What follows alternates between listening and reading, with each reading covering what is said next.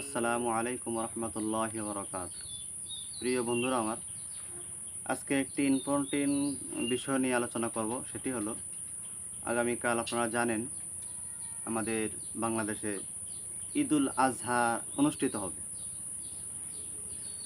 তো আমাদের অনেক মসজিদের ইমাম ও খতিব সাহেবগণ এবং অনেক আম পাবলিকগণ যারা ঈদের নামাজ সম্পর্কে অনেক সময় অবগত না থাকার কারণে তারা নামাজের মধ্যে অনেক সময় ভুল ত্রুটি করেন, অনেকে হাসাহাসি এবং সমালোচনার পাত্র হিসেবে নিয়ে যান। তা আমি আজকের ভিডিওতে একটা জিনিস স্পষ্ট করব যে নামাজের যে পদ্ধতি, আমরা 5 ওয়াক্ত নামাজ যে এই পদ্ধতিতে আমরা পড়ি, এই পদ্ধতি এক সিস্টেম হয়, একটা তরিকায় হয়। আর ঈদের নামাজের যে সিস্টেম পদ্ধতি ওর একটু একটু ভিন্ন হয়। তা আমরা যখনই ঈদের নামাজের নিয়ত করব, একটা জিনিস খেয়াল রাখতে হবে, ঈদুল ফিতর এবং ঈদুল আজহা দুই নামাজের নিয়ম একই রকম হয়।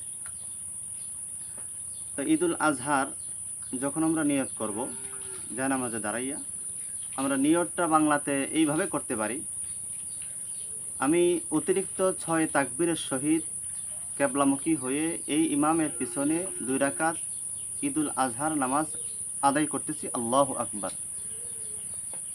আবার বলছি, আমি ঈদুল আজহার নামাজ যখন আমি পড়ব, এর আগে যে নিয়ত, সেই নিয়তটা আমি যখন করব, নিয়তটা বাংলা ভাষায় এইভাবে করতে পারি যে, আমি যদি মুসল্লি হই, ইমামের পিছনে যদি আমার ইক্তেদা করতে হয়, তাহলে আমি মুসল্লি হিসাবে এইভাবে নিয়তটা করতে পারি যে, আমি ঈদুল আজহার 2 রাকাত ওয়াজিব নামাজ কেবলামুখী হয়ে এই ইমামের পিছনে পড়তেছি, আল্লাহু আকবার। অথবা অতিরিক্ত 6 তাকবীরের সাথে ঈদুল আজহার ওয়াজিব নামাজ কেবলামুখী হয়ে এই ইমামের পিছনে দাঁড়িয়ে পড়তেছি, আল্লাহু আকবার।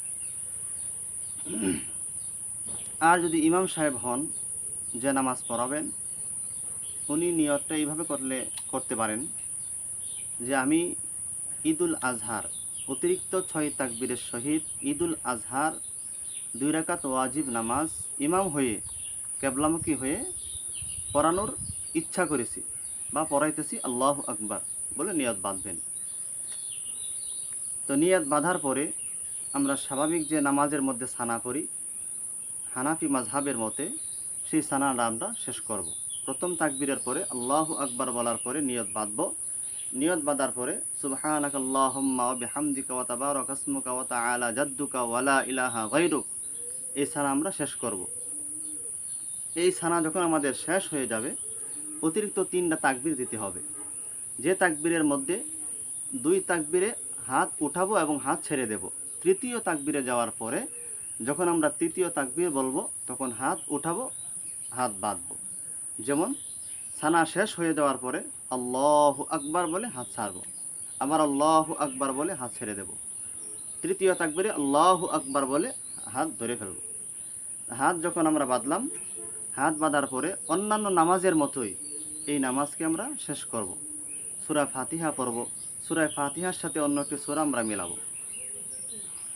অন্য একটি সূরা মিলানোর পরে আমরা প্রথম রাকাত অন্যান্য নামাজের মতোই আমরা শেষ করব ইনশাআল্লাহ।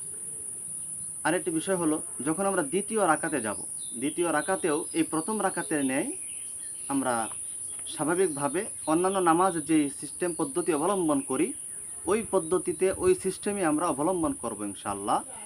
তবে দ্বিতীয় রাকাতের ক্ষেত্রে যেয়ে অতিরিক্ত যে 3টা তাকবীর আছে, অতিরিক্ত 3টা তাকবীর, সেই তাকবীরগুলো আমরা রুকুতে যাওয়ার আগে বলবো।